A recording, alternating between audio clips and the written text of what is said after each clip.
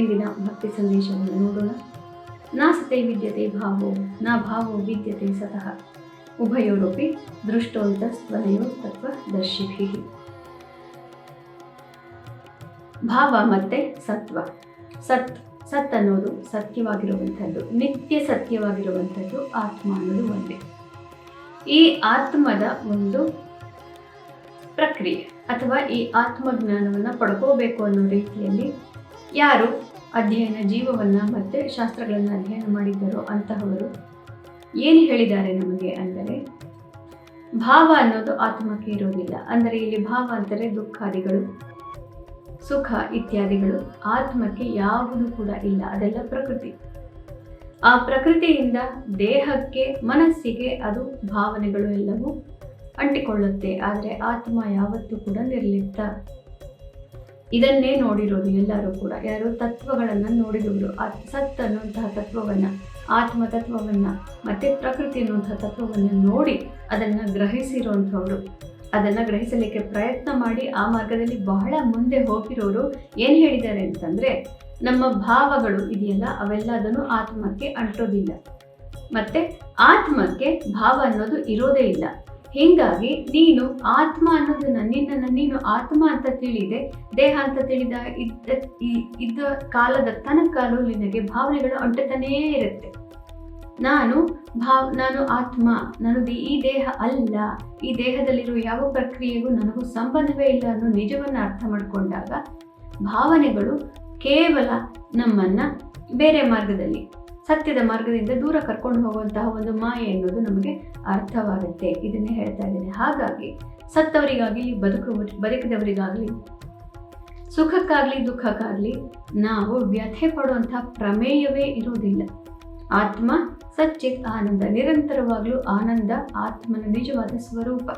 ಅದನ್ನು ನಾವು ಅರ್ಥ ಮಾಡ್ಕೊಳ್ಳದೆ ಇವಾಗ ಬಂದಿರುವಂತಹ ಕಷ್ಟಗಳಿಗೆ ಅಯ್ಯೋ ಇದು ನನ್ನ ಮನೆ, ಅಯ್ಯೋ ಇವರು ನನ್ನ ಜನ, ಅಯ್ಯೋ ನನ್ನ ಕೈ, ಅಯ್ಯೋ ನನ್ನ ಕಾಲು, ನನ್ನ ಹೊಟ್ಟೆ, ಈ ರೀತಿ ನನಗೆ ನೋವಾಯಿತು, ಅಲ್ಲೇ ಆಯಿತು, ಈ ರೀತಿಯಾಗಿ ನಾವು ಪ್ರಲಾಪ ಮಾಡ್ತಾ ಇರೋದು ಕೇವಲ ಮೂರ್ಖತನದಿಂದ ಅಥವಾ ಅಜ್ಞಾನದಿಂದ ಅನ್ನೋದನ್ನು ಕೃಷ್ಣ ಅರ್ಥ ಮಾಡಿಸೋಕ್ಕೆ ಪ್ರಯತ್ನ ಪಡ್ತಾ ಇದ್ದಾನೆ. ಇಂದಿನ ಪಂಚಾಂಗವನ್ನು ನೋಡೋಣ ಬನ್ನಿ. ಇಂದು ಶ್ರೀ ವಿಶ್ವಾವಸು ನಾಮ ಸಂವತ್ಸರೆ ದಕ್ಷಿಣಾಯನೆ ವರ್ಷತೋ ಭಾದ್ರಪದ ಮಾಸೆ ಶುಕ್ಲ ಪಕ್ಷೆ. ಇಂದು 4ನೇ ತಾರೀಕು ಸೆಪ್ಟೆಂಬರ್ ಗುರುವಾರ, ದ್ವಾದಶಿ ತಿಥಿ ಮತ್ತು ಇಂದು ಉತ್ತರಾಷಾಢ ನಕ್ಷತ್ರ. ಇಂದು ಕ್ಷೀರವ್ರತ ಆರಂಭ. ದ್ವಾದಶಿ ಎಂದು ಕ್ಷೀರವ್ರತ ಆರಂಭವಾಗುತ್ತೆ. ಕ್ಷೀರವ್ರತ ಅಂತಂದರೆ ಈ ಒಂದು ತಿಂಗಳು ಮುಂದಿನ ದ್ವಾದಶಿಯವರೆಗೆ, ಮುಂದಿನ ಶುಕ್ಲ ಪಕ್ಷ ದ್ವಾದಶಿಯವರೆಗೆ ನಮಗೆ ಹಾಲು ಅನ್ನೋದು ಬರೋದಿಲ್ಲ, ಹಾಲನ್ನು ಕುಡಿಯಬಾರದು. ಈ ರೀತಿಯಾಗಿ ಯಾರ್ಯಾರು ವ್ರತವನ್ನು ಆಚರಣೆ ಮಾಡ್ತಾ ಇದ್ದೀರಿ, ಮೊಸರು ಬರುತ್ತೆ, ಮಜ್ಜಿಗೆ ಬರುತ್ತೆ, ಹಾಲಿನಿಂದ ಡೈರೆಕ್ಟಾಗಿ ಹಾಲು ಅಂತ ಹಾಕಿಕೊಂಡು ಮಾಡುವಂತಹ ಪದಾರ್ಥಗಳು ಯಾವುದೂ ಬರೋದಿಲ್ಲ. ಪೇಡ ಇತ್ಯಾದಿಗಳು ಅದನ್ನು ಕೂಡ ತಿನ್ನಬಾರದು. ಯಾಕೆಂದರೆ ಅದು ಹಾಲಿನದ್ದೇ ಕುದಿಸಿ ಮಾಡಿರೋ ರೂಪಾಂತರ ಅಷ್ಟೇ, ಆದರೆ ಮೊಸರು ಹಾಲು ಅಲ್ಲ. ಹೀಗಾಗಿ ಹಾಲು, ಮಜ್ಜಿಗೆ, ಮೊಸರು, ಮಜ್ಜಿಗೆ ಇತ್ಯಾದಿಗಳು ಬರುತ್ತೆ, ಆದರೆ ಹಾಲು ಬರೋದಿಲ್ಲ. ಆದ್ದರಿಂದ ಇಂದಿನ ಭವಿಷ್ಯವನ್ನು ಎಲ್ಲ ರಾಶಿಗಳಿಗೂ ನೋಡೋಣ. ಇಂದು 4ನೇ ತಾರೀಕು ಮತ್ತು ಇಂದು ಉತ್ತರಾಷಾಢ ನಕ್ಷತ್ರ. ಉತ್ತರಾಷಾಢ ನಕ್ಷತ್ರದ ಅಧಿಪತಿ ಶನಿಯಾಗಿರ್ತಾನೆ.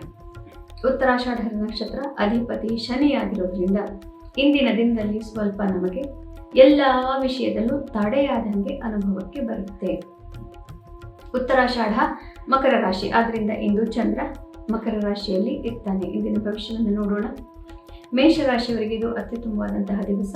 ನಿಮ್ಮ ಕಾರ್ಯಕ್ಷೇತ್ರದಲ್ಲಿ ಯಶಸ್ಸು ಪ್ರಾಪ್ತಿಯಾಗುತ್ತೆ, ಆದರೂ ಕೂಡ ನೀವು ಸ್ವಲ್ಪ ಕೆಲಸವನ್ನು ಮಾಡಲೇಬೇಕಾಗಿ ಬರುತ್ತೆ. ಇಂದು ನೀವು ಮನೆ ಮತ್ತು ನಿಮ್ಮ ಕಾರ್ಯಕ್ಷೇತ್ರ ಇವುಗಳ ಮಧ್ಯೆ ಸಮತೋಲನವನ್ನು ಏರ್ಪಡಿಸಬೇಕಾಗುತ್ತೆ. ವೃಷಭ ರಾಶಿಯವರಿಗೆ ಭಾಗ್ಯೋದಯವಾಗುತ್ತೆ, ಮನಸ್ಸಿಗೆ ನೆಮ್ಮದಿ ಪ್ರಾಪ್ತಿಯಾಗುತ್ತೆ, ಆದರೆ ಹಿರಿಯರ ಆಶೀರ್ವಾದ, ಭಗವಂತನ ಆಶೀರ್ವಾದ ನಿಮಗೆ ಬೇಕಾಗುತ್ತೆ. ಮಿಥುನ ರಾಶಿಯವರಿಗೆ ಇಂದು ಸ್ವಲ್ಪ ಕಷ್ಟಕರವಾದಂತಹ ದಿವಸ. ಮನಸ್ಸಿಗೆ ಸ್ವಲ್ಪ ಕ್ಲೇಶ ಇರುತ್ತೆ, ಮುಖ್ಯವಾದಂತಹ ವಿಚಾರಗಳಲ್ಲಿ ನಿರ್ಧಾರ ಮಾಡೋದು ಬೇಡ. ಪ್ರೇಮ ಪ್ರೀತಿ ಪ್ರಕರಣಗಳಲ್ಲಂತೂ ಸ್ವಲ್ಪ ಕಷ್ಟನೇ ನಿಮಗೆ ಆಗುತ್ತೆ. ಕರ್ಕ ರಾಶಿಯವರಿಗೆ ಅತ್ಯುತ್ತಮವಾದಂತಹ ದಿವಸ. ಬೆಳಗ್ಗೆ ಎದ್ದ ಕೂಡಲೇ ನಿಮಗೆ ಏನೋ ಒಂದು ದೊಡ್ಡ ಗುಡ್ ನ್ಯೂಸ್ ಸಿಗದೇ ಇರಬಹುದು, ನೀವು ಅದಕ್ಕೆ ಕಾಯ್ತಾ ಇರಬಹುದು, ಆದರೆ ಸಂಜೆಯ ಹೊತ್ತಿಗೆ ಅದು ಖಂಡಿತ ಪ್ರಾಪ್ತಿಯಾಗಿರುತ್ತೆ. ದಿನದಲ್ಲಿ ಹೋಗ್ತಾ ಇದ್ದಂತೆ ನಿಮಗೆ ಮನಸ್ಸಿಗೆ ನೆಮ್ಮದಿ ಪ್ರಾಪ್ತಿಯಾಗ್ತಾ ಹೋಗುತ್ತೆ. ಸಿಂಹರಾಶಿಯವರಿಗೂ ಕೂಡ ಬೆಳಗ್ಗೆ ಎದ್ದ ತಕ್ಷಣ ಸ್ವಲ್ಪ ಕಿರಿಕಿರಿ ಇರಬಹುದು, ಆದರೆ ದಿನ ಕಳೆದಂತೆ ನಿಮಗೆ ಮನಸ್ಸಿಗೆ ನೆಮ್ಮದಿ ಪ್ರಾಪ್ತಿಯಾಗುತ್ತೆ. ಆರೋಗ್ಯದಲ್ಲಿ ಸುಧಾರಣೆ ಕಾಣುತ್ತೆ, ಮನಸ್ಥಿತಿಯಲ್ಲಿ ಸುಧಾರಣೆ. ನಿಮ್ಮ ಆಪೋಸಿಷನ್ ಅಥವಾ ನಿಮ್ಮ ಶತ್ರುಗಳು ಹಿಮ್ಮೆಟ್ಟುತ್ತಾರೆ. ಕನ್ಯಾ ರಾಶಿಯವರಿಗೆ ಇಂದು ಯಾರ್ಯಾರು ಟ್ರೇಡಿಂಗ್ ಇತ್ಯಾದಿಗಳನ್ನು, ಹಣಕಾಸು ಇನ್ವೆಸ್ಟ್ಮೆಂಟ್ ಇತ್ಯಾದಿಗಳಲ್ಲಿ ಬ್ಯಾಂಕಿಂಗ್ ಇತ್ಯಾದಿಗಳನ್ನು ಮಾಡ್ತಾ ಇರೋರಿಗೆ ಇಂದು ಸ್ವಲ್ಪ ಕಷ್ಟಕರವಾದಂತಹ ದಿವಸ ಆಗಿರುತ್ತೆ. ಮತ್ತು ನಿಮ್ಮ ದಾಂಪತ್ಯ ಅಥವಾ ಪ್ರೀತಿ ಪ್ರಕರಣಗಳಲ್ಲಿ ಇವತ್ತು ಕಷ್ಟ ಆಗ್ತಾ ಇರುತ್ತೆ. ಆದರೆ ನಿಮಗೆ ನಿಮ್ಮ ಬುದ್ಧಿಶಕ್ತಿ, ಕನ್ಯಾ ರಾಶಿಯ ಅಧಿಪತಿ ಬುಧನೇ ಆಗಿರೋದ್ರಿಂದ ನಿಮಗೆ ಬುದ್ಧಿ ಅನ್ನೋದು ಬಹಳನೇ ಚೆನ್ನಾಗಿಯೇ ಇರುತ್ತೆ, ನಿಮಗೆ ಬೇಕಾದ ಕೆಲಸಕ್ಕೆ ಬರುತ್ತೆ. ಆದರೆ ಇವತ್ತು ನಿಧಾನವಾಗಿ ನಿಮ್ಮ ಬುದ್ಧಿವಂತಿಕೆಯ ಪರಿಣಾಮಗಳು ಗೊತ್ತಾಗ್ತಾ ಹೋಗುತ್ತೆ. ಸಂಜೆಯ ಹೊತ್ತಿಗೆ ಮನಸ್ಸಿಗೆ ನೆಮ್ಮದಿ ಪ್ರಾಪ್ತಿಯಾಗುತ್ತೆ. ತುಲಾ ರಾಶಿಯವರಿಗೆ ಇಂದು ನಾನಾ ವಿಷಯಗಳಲ್ಲಿ ಮನಕ್ಕೆ ಯೋಚನೆ ಇರುತ್ತೆ, ಕಷ್ಟಗಳಿರುತ್ತೆ. ತಾಯಿ ಆರೋಗ್ಯ ಇತ್ಯಾದಿಗಳ ಬಗ್ಗೆ ಬಹಳನೇ ನಿಮಗೆ ತೊಂದರೆ ಆಗ್ತಾ ಇರುತ್ತೆ. ಆದರೂ ಕೂಡ ಇವತ್ತಿನ ದಿನ ನೀವು ಕಳೆಯಬೇಕಾಗತ್ತೆ.